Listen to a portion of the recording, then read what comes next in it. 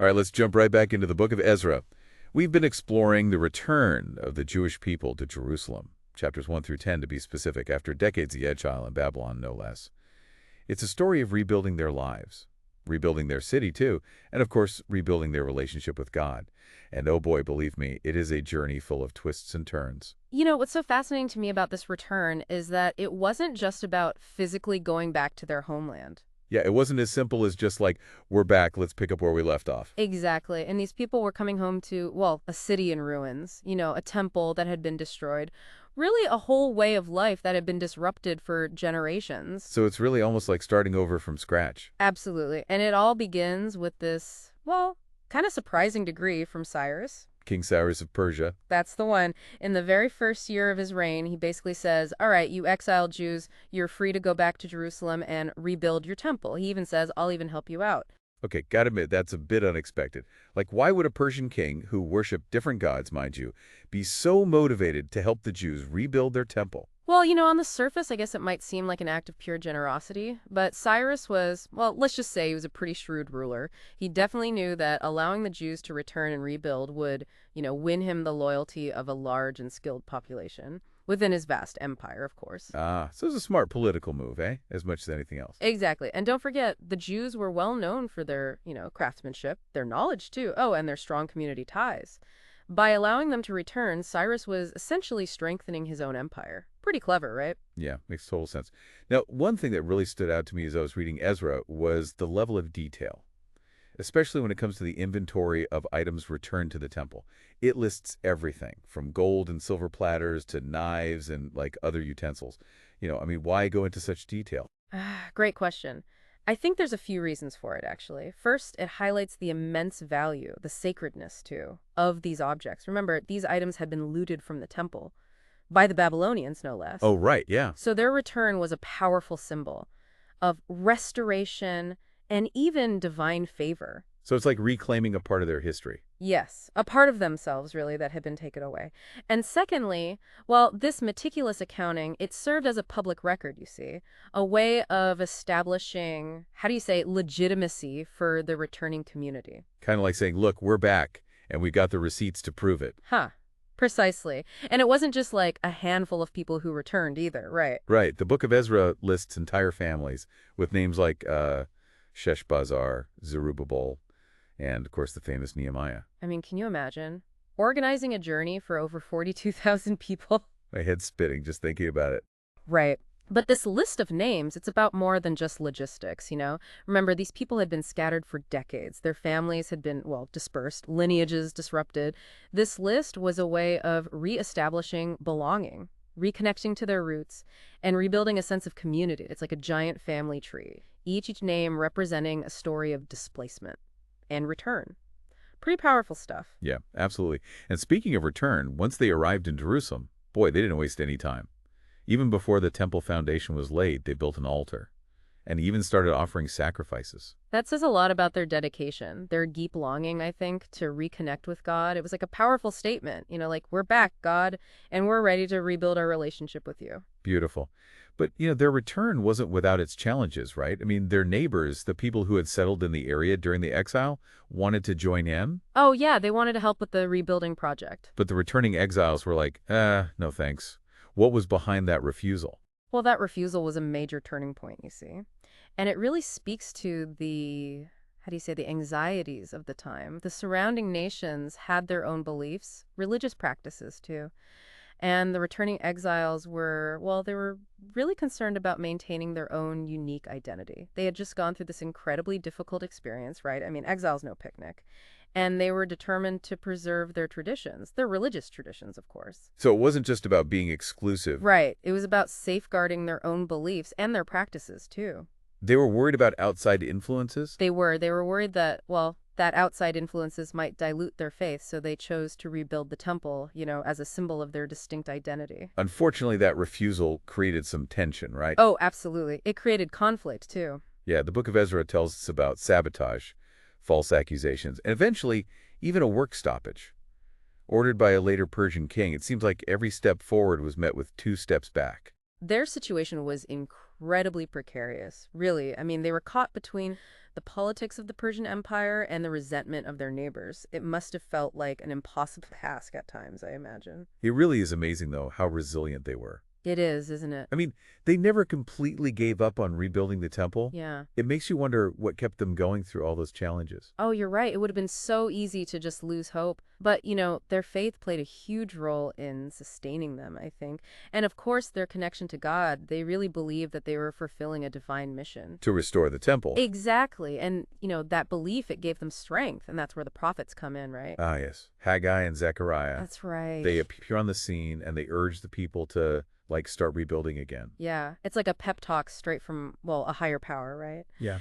But, these prophets weren't just delivering messages of encouragement, right? They were reminding the people of God's promises, and they were rekindling their sense of purpose. They helped them see that rebuilding the temple, it wasn't just about bricks and mortar. It was about something bigger. Way bigger. It was about restoring their relationship with God and reclaiming their identity as His chosen people. I see. But didn't they run into more trouble, though?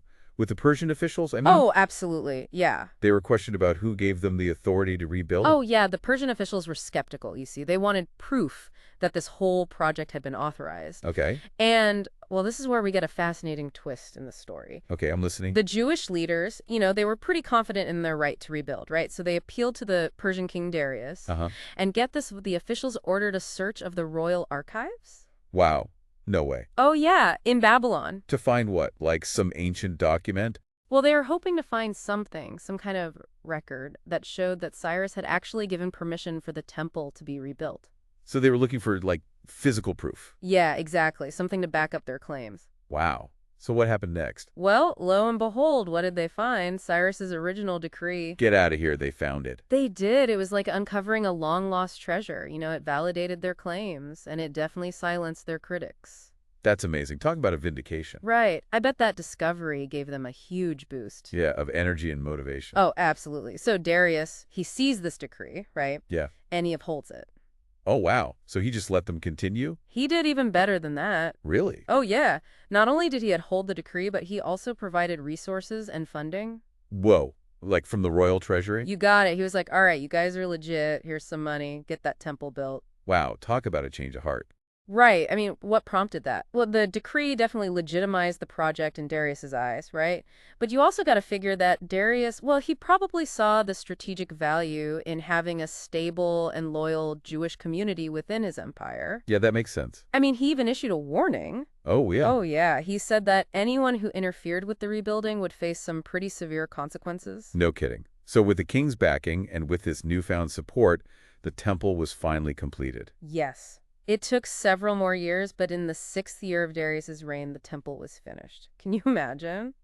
The sense of accomplishment, the joy. It must have been incredible. There were celebrations, of course, sacrifices too, and the reinstatement of all sorts of religious practices. It was a moment of, profound spiritual renewal.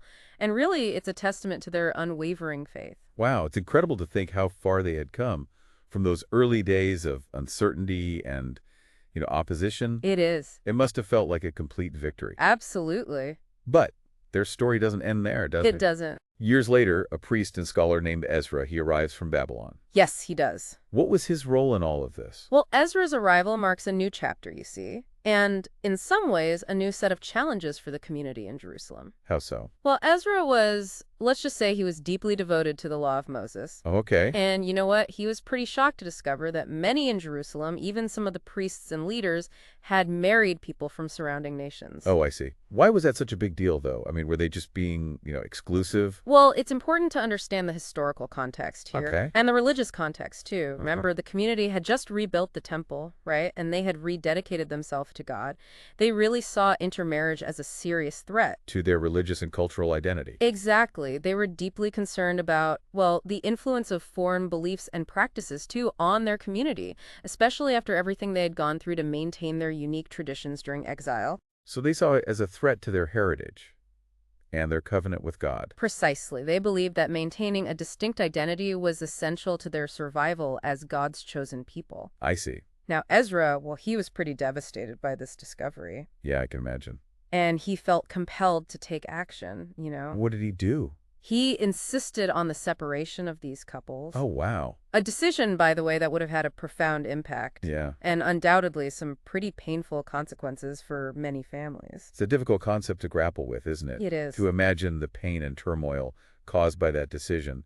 But as you said, it's important to try to understand their actions within the historical context. Absolutely. We can't judge the past by today's standards, right? It's important to recognize that their worldview was shaped by a different set of beliefs and experiences.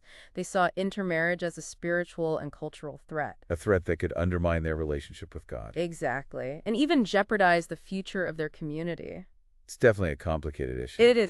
And a sensitive one, too. Definitely. One that raises a lot of questions, It does. But what's important is that we approach this part of the story with understanding. I agree. And a willingness to learn from the past, even when it challenges our modern perspectives. I completely agree.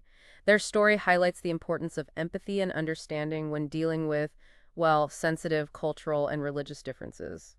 Even today, wouldn't you say? It's amazing, really, how a story from, thousands of years ago can still spark such complex emotions and really make us question our own beliefs, too, and values.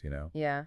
That's the power of history, I think. It challenges us to, confront those uncomfortable truths and to wrestle with ideas that may be different from our own. And the story of Ezra, it's full of these moments. It's not just like, a feel-good story of return and rebuilding. It's about the struggles and compromises that come with, reclaiming an identity and redefining a community. It struck me as I was reading through Ezra that rebuilding the temple wasn't just about creating a physical space. I mean, it was about rebuilding their relationship with God, too. After the trauma's exile, of course. You've hit on a key insight there. Their experience in Babylon, it had a profound impact on them, on their understanding of God and their place in the world. They had to, grapple with this question of why they had been exiled in the first place. Yeah. It's like, what had they done to deserve such punishment? Exactly. And how could they, ensure that it wouldn't happen again? Rebuilding the temple was their way of answering those questions, really. It was an act of repentance, a reaffirmation of their covenant with God, and a symbol of hope for the future. It's like they were saying, we're back, God, and we're committed to, doing things right this time. Precisely. And that commitment, it's reflected in, everything. Their meticulous attention to detail in the rebuilding process. I mean, they followed the instructions in the Torah with incredible precision. They really wanted to create a space that was worthy of God's presence, a place where they could, connect with him and experience his blessings once again. But even with all that effort and dedication, they still faced, internal conflict and difficult decisions, like the issue of intermarriage. It really makes you wonder if rebuilding a community is ever truly finished. That's a profound question. And I think the answer is, no. It's an ongoing process, you see. It requires constant reflection, adaptation, too, and sometimes even some difficult choices. The story of Ezra, it reminds us that building a strong community, it involves navigating complex social and cultural dynamics. There will always be challenges, disagreements, too, and moments where we have to, grapple with what it means to belong. So where does this deep dive into Ezra leave us? What can we learn from their struggles? Their triumphs, too, and ultimately their resilience.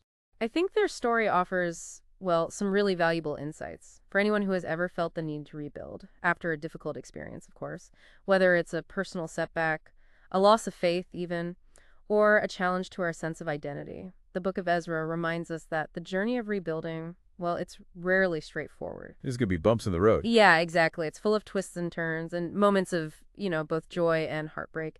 But it's a journey worth taking because it ultimately leads us to a deeper understanding of ourselves, our communities, and really our relationship with, something greater than ourselves. Powerful stuff. It's a reminder that even in the face of adversity, hope and resilience can prevail. Well, thanks for joining us on this deep dive into the Book of Ezra. I think we've all learned a great deal about history, faith too, and of course the complexities of the human experience. It's been my pleasure. And remember, the story doesn't end here. There's so much more to explore in the Old Testament and beyond. We encourage you to continue your own deep dive, into these fascinating texts and discover the wisdom and inspiration they hold for us today.